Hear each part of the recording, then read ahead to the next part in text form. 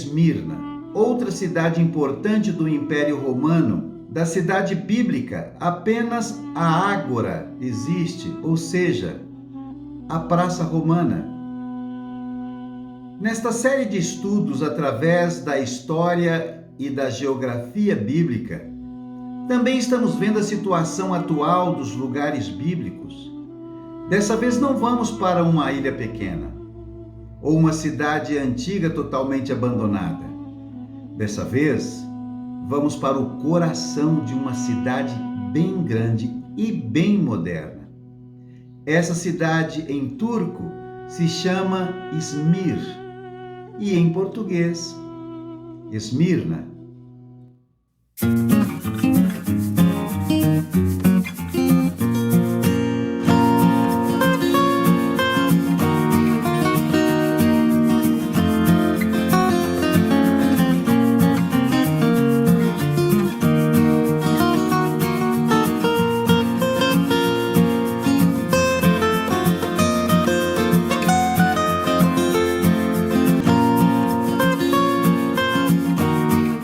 Primeiro vamos conhecer a Esmirna atual. Hoje, Esmirna é a terceira maior cidade da Turquia, tem 4 milhões de habitantes. A cidade fica no extremo ocidental da Turquia atual, na costa do Mar Egeu. Esmirna fica a 70 quilômetros do norte de Éfeso e a cerca de 100 quilômetros do sul de Pérgamo. Hoje, Esmirna é uma cidade industrial e é um importante porto de comércio marítimo e também uma cidade turística.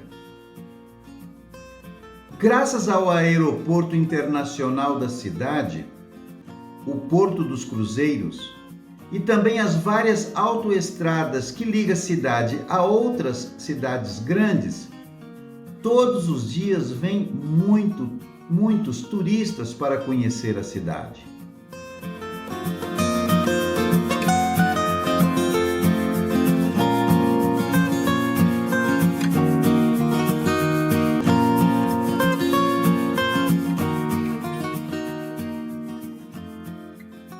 Agora quero apresentar para vocês a Praça de Konak. É a praça principal da cidade e este é um dos símbolos da cidade atual. É uma torre do relógio do século XIX.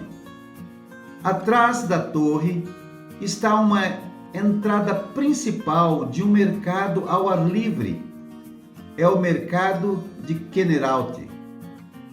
No mercado é possível achar restaurantes, lojas e várias cafeterias.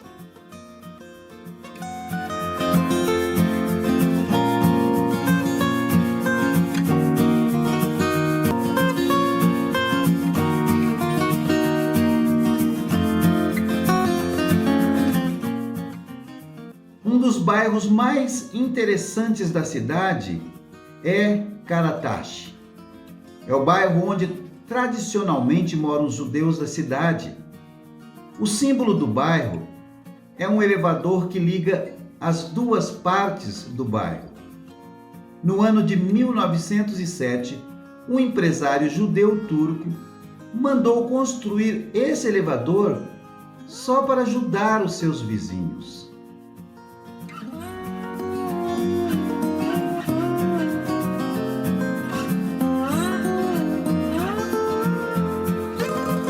Bem, conhecemos algumas partes da cidade atual, mas aqui nessa cidade moderna ainda existe algumas partes da cidade bíblica, ou seja, da cidade romana do século I. Mas infelizmente, só uma pequena parte da cidade antiga existe, porque a cidade atual de Esmirna ela foi fundada em cima dos restos da cidade antiga.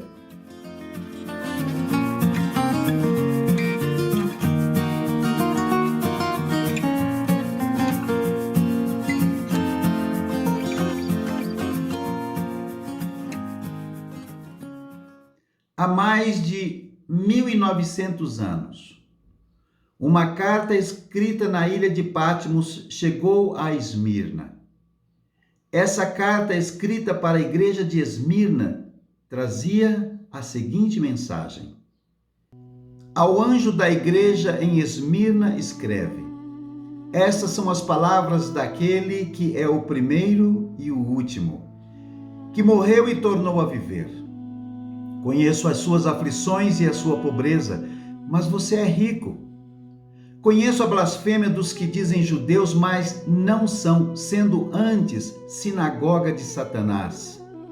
Não tenha medo do que você está prestes a sofrer. Saibam que o diabo lançará algum de vocês na prisão para prová-los, e vocês sofrerão perseguição durante 10 dias. Seja fiel até a morte. Eu lhe darei a coroa da vida. Aquele que tem ouvidos, ouça o que o Espírito diz às igrejas. O vencedor, de modo algum, sofrerá a segunda morte. Apocalipse capítulo 2, versículo 8 ao versículo 11. O período da igreja de Esmirna foi um tempo de mártires. Os cristãos eram perseguidos e mortos, jogados nas arenas de leões, crucificados ou queimados em fogueiras. E para esta igreja a mensagem central é: seja fiel em meio às tribulações. Jesus, o conselheiro, aquele que vai conversar com a igreja e dar conselhos para ela, se apresenta no versículo 8. Ele diz assim: ao anjo da igreja em Esmirna, escreva. Este anjo aqui é o líder daquela igreja, e a palavra anjo é mensageiro. E aqui não é um anjo, um ser sobrenatural, portanto. Não teria sentido, na verdade, escrever uma carta para um anjo. Deus falaria direto com ele. Então é o líder da igreja. Estas são as palavras daquele que é o primeiro e o último, que morreu e tornou a viver. Então aqui, Jesus está claramente dizendo ao líder da igreja e para todos que estavam enfrentando tribulações, que quem está escrevendo é ele, aquele que já enfrentou até a morte e venceu. Então presta atenção no que eu vou dizer, porque eu tenho promessas e bênçãos para vocês. Em seguida, Jesus faz um elogio para aquela igreja. O versículo 9, ele diz assim: conheço as suas aflições e a sua pobreza, mas você é rico. Conheço a blasfêmia dos que dizem judeus, mas não são, sendo antes sinagoga de Satanás. Bem, a igreja de Esmirna, ela representa a igreja perseguida, que vai dos anos 100 até o ano 313, quando Constantino diz ter convertido, encerrando assim 10 dias proféticos de perseguição. A igreja de Esmirna não é desse período, naturalmente. A igreja de Esmirna mesmo, ela é do período apostólico, lá junto com todas as outras igrejas. São todas as igrejas, as 7 igrejas, elas são todas do período do apóstolo João. Mas ela tem uma representatividade profética em relação à igreja perseguida do 2º século. Então Jesus faz um elogio dizendo: eu sei que vocês foram perseguidos por causa do meu nome. Eu sei que vocês perderam muitas coisas e que hoje vocês estão pobres. Mas, na verdade, vocês são ricos. Por que ficaram pobres? Bem, nós vimos. Esmirna era uma cidade portuária com rotas fáceis para todas as cidades. Com a perseguição daquela época, eles não tinham mais pessoas que comprassem os seus negócios ou dos seus negócios. Por conta das características geográficas, a maioria das pessoas eram comerciantes, por isso foram gradativamente sendo colocados à margem da sociedade. Os perseguidores eram judeus que não aceitavam o evangelho. Perseguiam literalmente os que se convertiam. Por isso, eles foram chamados por Jesus de membros da sinagoga de Satanás. Eram religiosos. Afinal, sinagoga era o local de culto da religião judaica. Quando lemos uma frase assim, ser fiel até a morte, logo lembramos dos primeiros 3 séculos do cristianismo. Milhares de cristãos foram perseguidos, torturados e martirizados só por serem cristãos. Entre eles, encontramos muitos exemplos de amor e coragem, pessoas que foram fiéis até a morte. E um deles nasceu ali mesmo, na cidade de Esmirna. Ele era chamado Policarpo. Você já deve ter me ouvido falar uma dezena de vezes sobre Policarpo, o bispo de Esmirna. Policarpo nasceu por volta dos anos 70. Ele foi discípulo do próprio apóstolo João. João escreveu o Apocalipse no ano 95. Quando ele já tinha uns 80 e poucos anos. E Policarpo, ele foi morto no ano 168. Então, fazendo as contas aqui, Policarpo deveria ter no máximo 17, 18 anos quando conheceu João, já avançado na sua idade. Quando ele tinha 86 anos, durante a perseguição do imperador Marco Aurélio, Policarpo foi capturado e levado ao estádio romano, onde lhe esperava uma multidão de pessoas e o governador romano. Policarpo, a história mostra isso, tem registros sobre isso, foi morto no ano 168. Colocaram-no amarrado em uma pira de fogo e os próprios judeus que o perseguiam trouxeram a madeira para fazer aquela fogueira. Olha, gente, veja o nível de perseguição que a igreja do 2º século sofreu. O governador romano disse a Policarpo que, para ele salvar a sua vida, a única coisa que tinha que fazer era negar a Cristo e jurar por César. A resposta de Policarpo foi a seguinte: eu tenho servido a Cristo por 86 anos. Ele nunca me fez nada de mal. Ele nunca faltou para comigo. Como posso blasfemar contra o meu Salvador? Ouça bem, eu sou cristão. Bem, no final ele foi queimado vivo, mas foi fiel até a morte. Sabe, queridos, essa igreja do 2º século foi a igreja que passou por mais tribulações. Jesus fala para essa igreja na sua carta que ela sofreria uma perseguição de 10 dias. Portanto, Esmirna representa esse período da igreja perseguida do 2º século, que vai, como já falei, do ano 100 até o ano 313. Eles eram lançados no Coliseu Romano, muitas vezes enterrados com a cabeça para fora, e as feras vinham e os devoravam. No circo romano que ficava ao lado do Coliseu, eles tinham que lutar sem arma nenhuma contra tigres e leões que eram trazidos da África e da Índia para os espetáculos. E todos os romanos lá, rindo daqueles crentes que morriam. E muitos deles morriam, sabe como? Glorificando o nome de Deus. Porque sabiam, porque tinham certeza absoluta que tinham a vida eterna. Então, esse foi um período muito difícil para a igreja.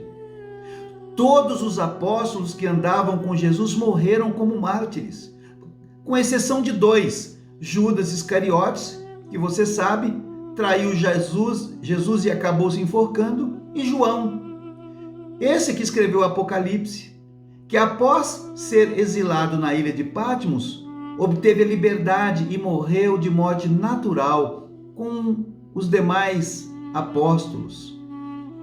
Segundo a tradição, ocorreu o seguinte: Paulo não era apóstolo oficialmente, foi considerado apóstolo dos gentios por causa da sua grande obra missionária nos países gentílicos.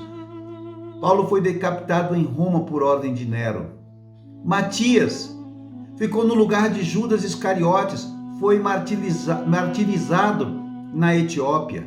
Simão, o Zelote, foi crucificado de cabeça para baixo. A tradição disse que ele falou assim: não me crucifiquem de cabeça para cima, porque eu não mereço morrer como o meu mestre morreu. Tiago, o mais jovem, pregou na Palestina e no Egito, sendo ali crucificado. Tiago, o mais velho, pregou em Jerusalém e na Judéia, foi decapitado por Herodes. Mateus, aquele que nós estamos estudando o Evangelho todas as manhãs, morreu como mártir na Etiópia. Tomé pregou na Pérsia e na Índia, sendo martirizado perto de Madras, no Monte de São Tomé. Bartolomeu serviu como missionário na Armênia, sendo golpeado até a morte. Filipe pregou na Frígia e morreu como mártir em Hierápolis. André pregou na Galiléia e na Ásia Menor, foi crucificado. Simão Pedro pregou entre os judeus, chegando até a Babilônia. Esteve em Roma, onde foi crucificado com a cabeça para baixo. Se sofremos, também com ele reinaremos. Se o negarmos, também ele nos negará, segundo Timóteo capítulo 2, versículo 12. Para vocês terem uma ideia, estima-se que aproximadamente 5 milhões de crentes foram martirizados durante esses 200 e poucos anos. Se fizéssemos uma percentagem dos 5 milhões que morreram, comparando percentualmente com a população daquela época, ou a população daquela época com a nossa época, equivaleria, minha gente, meus irmãos, amigos, a mais ou menos a 100 milhões de crentes mortos. Então, Jesus faz um elogio dizendo: olha, vocês foram perseguidos, enfrentaram muitas coisas, perderam muito dinheiro, ficaram como párias, escória da sociedade, mas vocês foram fiéis. Então, parabéns, parabéns. Dentro das condições das considerações sobre as 7 igrejas, você vai sempre observar um padrão. Eu primeiro falo da cidade, depois eu falo da recomendação, então eu falo como Jesus, o conselheiro, se apresenta, e só então depois eu falo da condenação. Mas, de maneira extraordinária, a igreja de Esmirna não teve nenhuma condenação. Curiosamente, o nome Esmirna significa mirra. Mirra era uma especiaria muito amarga, e isso de fato representa como foi a vida daqueles crentes. Foi uma vida de amargura, de perdas e dor, e eles passaram por isso com muita bravura, com muita fé, sabe? Como o crente mesmo deve ser. Então não houve reprimenda. Sabe, gente, é muito fácil, viu, queridos, ser comprometido com Cristo quando tudo está bem. Quando vem a prosperidade, bem, aí é fácil. Agora, é duro você ficar firme quando vem a perseguição, quando vem a enfermidade, as dificuldades, perseguição de pessoas, calúnia, mentiras, quando você se torna uma pessoa rejeitada pela sociedade, pela sua própria família, simplesmente porque eles não aceitam a sua fé. Tem muita gente sendo perseguido dentro da sua casa, por filhos, por marido, por pais. Você que está me ouvindo, Saiba que isso está acontecendo agora no mundo. Eu tive informação recente por fonte confiável que 600 mulheres só na Síria que perderam seus maridos por decapitação. Então hoje, gente, tem muitas pessoas sofrendo por Jesus, sabia? Se nós aqui no Brasil e em alguns países do mundo estamos vivendo um momento de prosperidade, ou pelo menos nós temos o que comer, agradeça a Deus. Mas saibam vocês que ainda há muitos cristãos neste mundo, hoje, que não têm esse privilégio. A estes e a estes, Deus ama. Jesus ama e permite que isso aconteça, porque talvez esse seja o seu chamado, testemunhar da glória de Deus, mesmo na tribulação. Sem dúvida alguma, essa igreja, a igreja de Esmirna, passou por amargura. E isso tem tudo a ver com o nome Esmirna. Como eu já disse, o mesmo que significa mirra, que significa amargos. Qual é o conselho que Jesus dá para essa igreja? Já que não há nenhuma reprimenda, que eles sejam corajosos, que sejam fiéis. Ser fiel até a morte e dar-te-ei a coroa da vida. Existem pessoas que vivem em lugares que, para manter a fé e fidelidade a Deus, tem que perder a vida. Então, meu querido, se você não tem que morrer para servir a Jesus, viva para Ele e seja fiel a Ele em vida. Porque muitos, para permanecerem fiéis, têm que morrer por Ele. E qual é a promessa que Jesus faz à igreja de Esmirna? Bem, são duas. A primeira é essa que eu citei: ser fiel até a morte, dar-te-ei a coroa da vida. Em outras palavras, fiquem firmes, porque depois da morte vem a vida eterna, ela está garantida para você que ficar firme. A segunda promessa que Jesus faz é: ao que vencer. O vencedor aqui é aquele que ficou firme a despeito da perseguição, a despeito da perda financeira, a despeito da morte. O camarada que foi até o fim e disse: eu estou com Jesus, eu não abro, eu não volto atrás, eu estou comprometido com Ele, aconteça o que acontecer, o diabo pode se levantar, pode vir o mundo contra mim, eu não nego a minha fé. E aqui vai uma palavra para você, queridão. Hoje nós vivemos um tempo de igrejas fracas, sabe? A pessoa passa por uma dificuldadezinha aí, entendeu? Uma dor de cabeça, uma unha encravada. Óbvio, né? Deixa eu fazer uma parte aqui. Eu não estou aqui minimizando, desqualificando a dificuldade que você passa. Não, longe de mim. Porque, de verdade, tem gente que passa dificuldades terríveis. Tem gente que perde vida, que perde filho, marido, fica abalada e fica mesmo. Tem gente que está lutando pela sua vida, então alto lá. Só que o abalo, em nenhuma situação, pode ser tão grande a ponto de você abandonar a Deus. É disso que eu estou falando. Que nada pode ser maior do que a decisão de permanecer. Porque isso, abandonar a Deus, por causa das vicissitudes, das contrariedades, da perseguição, das lutas, do problema, é apostasia. Então, o seu amor por Jesus, a sua fidelidade ao Senhor, tem que estar acima de todas as coisas. Claro, sim, Deus entende que você fica abalado, né? Ninguém é super. Deus entende que você, às vezes, fica revoltado, faz um monte de pergunta. Às vezes você coloca até Deus sob júdice. Mas deixa eu lhe garantir uma coisa, nada disso vai mudar o amor de Deus para com você. Nada disso vai mudar o relacionamento de Deus com você. Agora, rejeitar a Jesus, dizer eu não quero mais saber, Deus me abandonou como alguns fazem, isso não tem volta.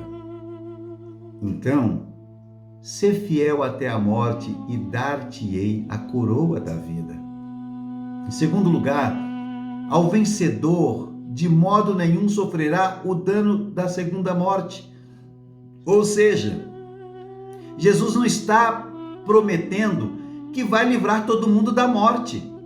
Nem todo mundo, gente, vai ser livre da morte. Mas uma coisa eu prometo, diz: você vai ser livre da segunda morte. A segunda morte, queridão, querida, é a morte eterna. Então tem coisa maior do que isso? Tem promessa maior? Fala a verdade, tem promessa maior do que essa? Você ter certeza da vida eterna a despeito do seu pecado, não é maravilhoso isso, gente? Você nunca vai passar pela segunda morte.